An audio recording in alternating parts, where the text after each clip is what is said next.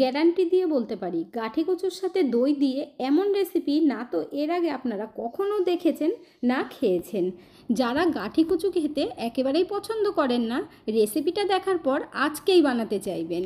অনেকে তো আছে আবার গাঠি কচুর নাম শুনলেই ভয় পেয়ে যায়, তবে তাদেরকে একবার বানিয়ে খাওয়াবেন, বুঝতেই পারবে না আলু খাচ্ছে না গাঠি কচু খাচ্ছে।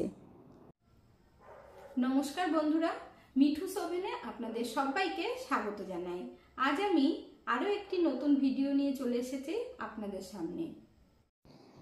রেসিপিটা তৈরি করার জন্য এখানে 400 গ্রাম মতো গাঠি কচু নিয়েছি, অনেকে আবার মুখিও বলেন। তারপরে এই গাঠি কচুগুলোকে খুব ভালোভাবে ধুয়ে নিতে হবে, আর এমনভাবে ধোবেন এর মধ্যে যেন একটুও মাটি বা নোংরা না লেগে থাকে। সেটা আপনাদেরকে বলে দেব যে কেন আগেই আমি ভালোভাবে ধুতে বলছি।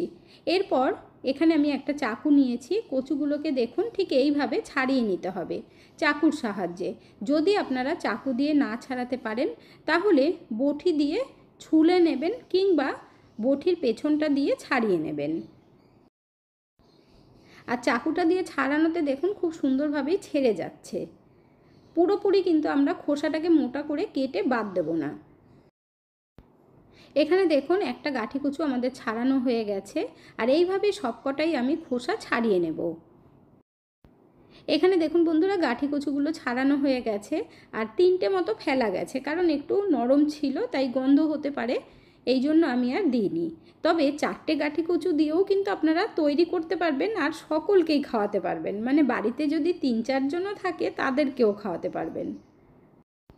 এখানে আমি একটা গাঠি কচুকে 3 টুকরো করে নিয়েছি, আর এইভাবেই কিন্তু কাটতে হবে, না তো বেশি মোটা করবেন না একেবারে পাতলা করবেন। তাই একটা গাঠি কচুকে 3 টুকরো করলেই হয়ে যাবে।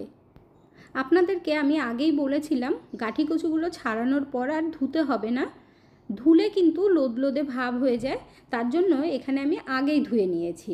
আর দেখুন সব কটা গাঠি কচু আমাদের কাটা হয়ে গেছে, আর অনেকটাই হয়েছে। গাঠি কচুগুলোকে যেহেতু একটু ম্যারিনেট করতে হবে, তার জন্য আলাদা একটা বোলের মধ্যে নিয়েছি। এর মধ্যে এখন দিয়ে দেব টক দই। এখানে আমি বড় চামচের 1 চামচ টক দই দিয়ে দিচ্ছি। তারপর এর মধ্যে কিছু গুঁড়ো মশলা অ্যাড করব। দিয়ে দিচ্ছি 1/2 চামচ পরিমাণে লঙ্কার গুঁড়ো, 1/2 চামচ পরিমাণে ধনের গুঁড়ো, আর দিতে হবে অল্প করে হলুদ, আর স্বাদ মতো নুন। একবারে খুব বেশি নুন দেওয়ার দরকার নেই। এরপর দিয়ে দিচ্ছি বাইন্ডিংয়ের জন্য বেসন। এখানে আমি বেসন নিয়েছি, এর থেকে 1.5 চামচ পরিমাণে দিয়ে দেব। 4 চামচের 2 চামচ পরিমাণে দেবেন আপনারা। তারপর খুব ভালোভাবে হাত দিয়ে ম্যারিনেট করে নিতে হবে। এমনভাবে বেসনটা দেবেন যাতে খুব বেশি না হয় আবার একেবারে কম না হয়।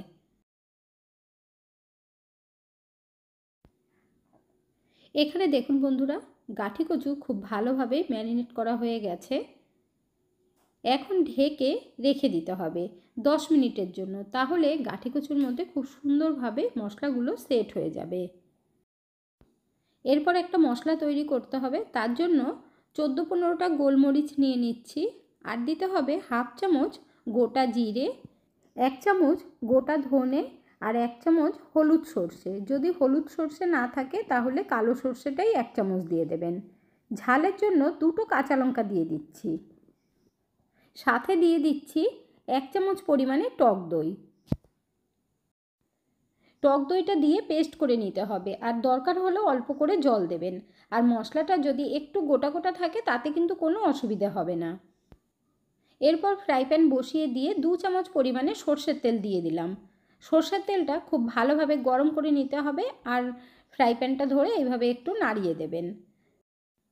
এখন আমরা গাঠি কচুগুলোকে চামচ দিয়ে একটু উল্টে পাল্টে দেবো, আর দেখুন খুব সুন্দরভাবে কিন্তু মশলাটা গাঠি কচুর মধ্যে কোট হয়ে গেছে।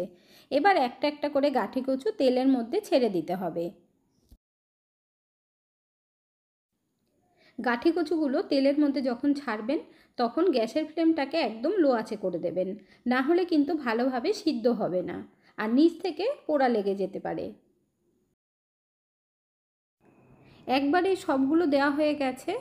এখন ফ্রাই প্যানটা ধরে একটু নাড়িয়ে দিতে হবে যাতে তেলটা পুরো গাঠি কচুর মধ্যে লেগে যায় ভালোভাবে। তারপর আমরা ঢাকা দিয়ে 2 থেকে 3 মিনিট রেখে দেব।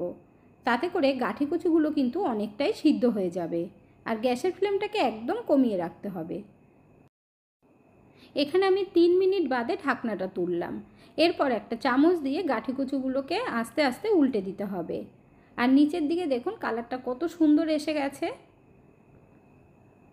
এইভাবেই কিন্তু আমরা গাঁঠি কচুগুলোকে ভেজেও নেব এবং সিদ্ধও করে নেব। বন্ধুরা, আজকের এই রেসিপিটা যদি আপনাদের ভালো লেগে থাকে তাহলে আমার চ্যানেলটিকে অবশ্যই সাবস্ক্রাইব করবেন, পাশে থাকা বেল আইকনটি দাবিয়ে দেবেন, সবার সাথে শেয়ার করবেন, একটা লাইক করতে ভুলবেন না কিন্তু। এখানে আপনারা দেখতেই পেলেন সবকটা গাঁঠি কচু আমি উল্টে দিয়েছি। আর এইভাবে আরেকবার নাড়িয়ে দিতে হবে।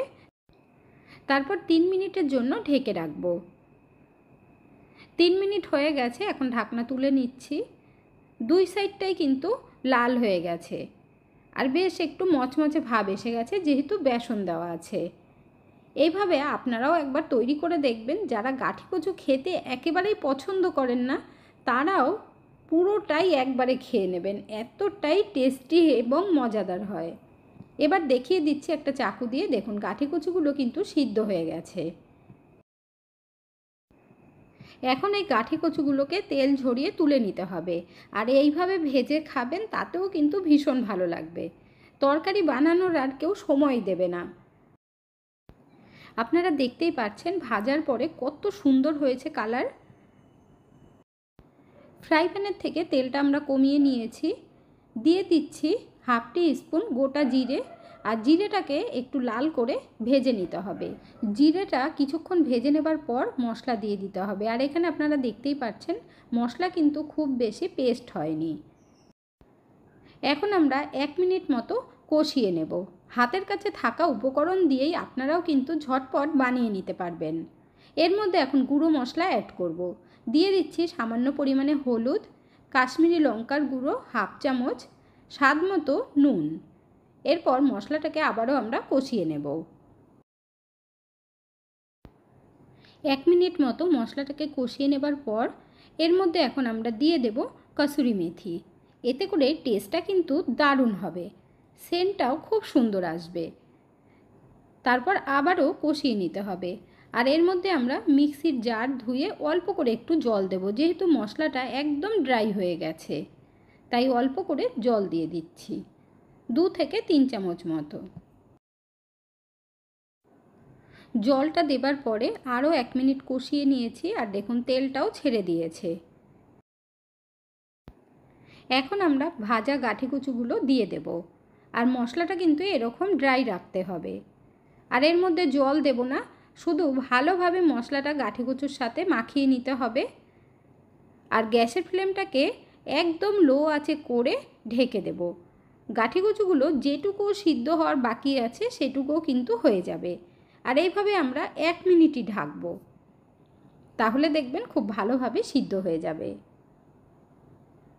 1 মিনিট হয়ে গেছে, এখন ঢাকনাটা তুলে নেব। তারপর ভালোভাবে আবার নাড়িয়ে দিতে হবে। আপনারা চাইলে কিন্তু এর মধ্যে লেবুর রস দিতে পারেন, তবে আমি আর লেবুর রস দেব না, যেহেতু টক দই দিয়েছি। একটু টকটক হবে আর খেতে দুর্দান্ত লাগবে।